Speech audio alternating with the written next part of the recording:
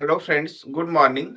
आज हम सब बहुलक ज्ञात करना सीखेंगे जब आंकड़े अवर्गीकृत हों और जब आंकड़े वर्गीकृत हों। दोनों स्थितियों में हम बहुलक ज्ञात करना जानेंगे। हमने यहाँ पर पहला टॉपिक लिया है जब आंकड़े अवर्गीकृत हों, मतलब कि जब केवल पद दिए हुए हों तब बहुलक हम कैसे ज्ञात करते हैं। आइए यहाँ पर जो नंबर लिखे गए हैं इसमें हम देखते हैं कौन सा नंबर सबसे अधिक बार आया है। देखिए कौन सा नंबर सबसे अधिक बार है। दो को देखिए, एक, दो, तीन, चार। दो चार बार आया है। तीन कितनी बार आया है? दो बार आया है। चार भी दो बार आया है। पांच दो बार है। सात एक बार है। नौ एक बार है और 11 एक बार है। सबसे अधिक संख्या कौन सी आई है? दो आई है। तो हम लिख देंगे यहाँ पर कि यहाँ पर संख्या संख्या दो की बारंबारता मतलब आने वाले पद कितने बार आए हैं। बारंबारता की संख्या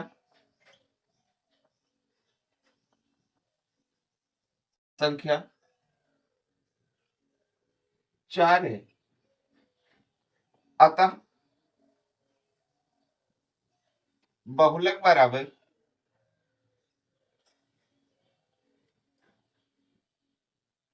दो। कहने का मतलब जो पद सबसे अधिक बार होगा वही बहुलक होगा। यहाँ पर जैसे दो सबसे अधिक बार आया है, चार बार आया है, अतः बहुलक कितना होगा? दो होगा। यही आंसर होगा। आइए हम दूसरी स्थिति में जानते हैं जब आंकड़े वर्गीकृत हो। जब आंकड़े वर्गीकृत हो, यहाँ पर हमने सारणी बना रखी है। इसमें आपका वर्ग अंतराल दिया हुआ है। अगर इस तरीके से वर्गीकृत सारणी दी हुई है और बहुलक निकालना है तो हम उसके लिए फार्मूले का प्रयोग करते हैं।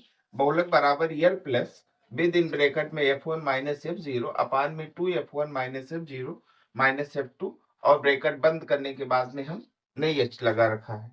यहाँ यल या f1 f0 जो भी पद हमारे प्रयुक्त किए गए हैं इनका मतलब क्या होता है।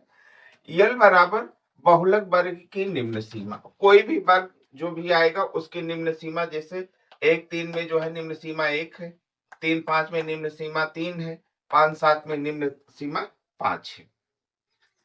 ये बराबर वर्ग अंतराल की माप। माप क्या है?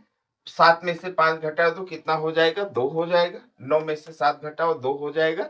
यही वर्ग अंतराल की माप होती है। f1 क्या है? बहुलक वर्ग की बारंबारता। जो पद हमारा सबसे अधिक बार आया होता है, जिस वर्ग अंतराल में पदों की संख्या या बारंबारता सबसे अधिक होती है, वही हमारी बहुलक वर्ग की बारंबारता होती है। हम सब सवाल में जानेंगे। f0 बराबर क्या होता है? बहुलक वर्ग के ठीक पहले की बारंबारता। जैसे बहुलक वर्ग की बारंबारता 8 है तो इसके ठीक पहले की बारंबारता क्या है? 7 है। इसको हम क्या कहेंगे? f0 कहेंगे। f2 क्या है? बहुलक वर्ग के ठीक बाद की बारंबारता। अगर बहुलक वर्ग हमारा कितना है? 3 और 5 है, इसके ठीक बाद की बारंबारता कितनी है? दो है, तो हमारा क्या होगा? f2 होगा। हम यहाँ पर आइए हम इसको सॉल्व करते हैं। यहाँ यहाँ परिवारों की अधिकतम सीमा अधिकतम सीमा सीमा 8 है। मतलब सबसे अधिक बारंबारता किसकी है? 8 की है। अधिकतम सीमा 8 है, जिसका संगत वर्ग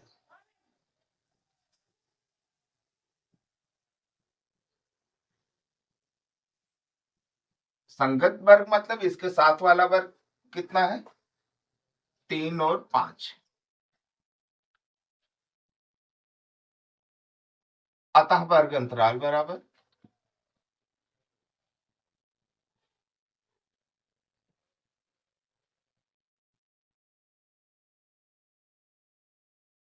3 और 5।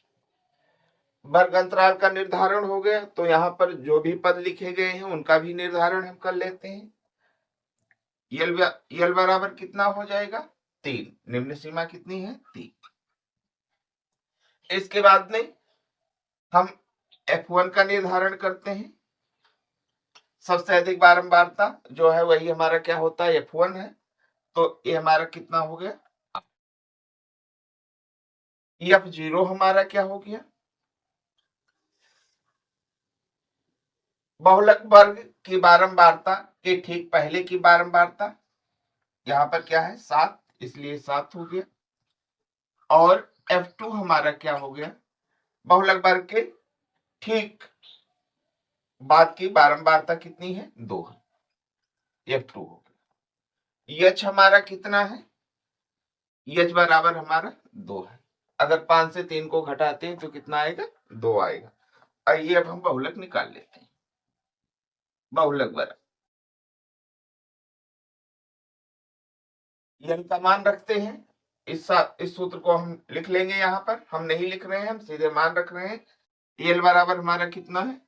3। F1 हमारा 8। F0 हमारा कितना है? 7। 2, क्योंकि यहाँ 2 पहले लगा हुआ है। F1 हमारा कितना है? 8। फिर माइनस में हमारा क्या है? F0 है। F0 हमारा 7 है। और इसके बाद में हमारा क्या है? F2 है। F2 हमारा कितना है? 2। H हमारा कितना? 2। आइए इसको कैलकुलेट कर लेते हैं। यहाँ ये 3 हो गया। ब्रैकेट की संख्या को हम हल करते हैं। 8 से 7 गए 1।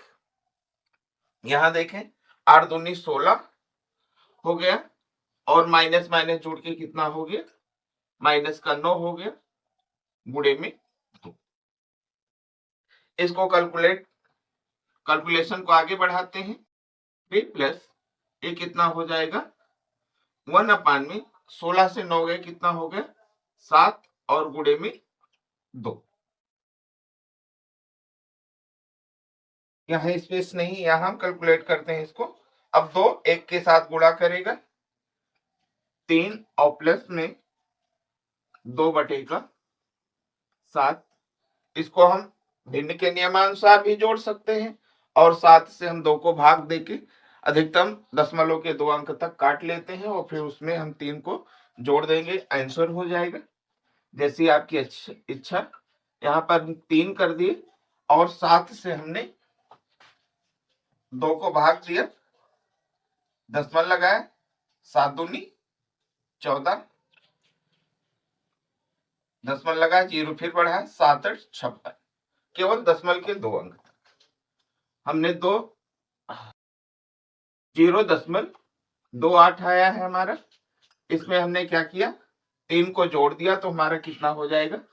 3.28 और 3.29 भी लिखा जा सकता है लगभग में, क्योंकि ये पूरा कटेगा नहीं अगर 7 से 2 को भाग देंगे। यही हमारा क्या हो जाएगा? आंसर हो जाएगा। इस तरीके से हम बहुलक, जब आंकड़े हमारे अवर्गीकृत होंगे और जब आंकड़े वर्गीकृत होंगे, हम बहुलक को ज्ञात कर लेते हैं। जय हिंद।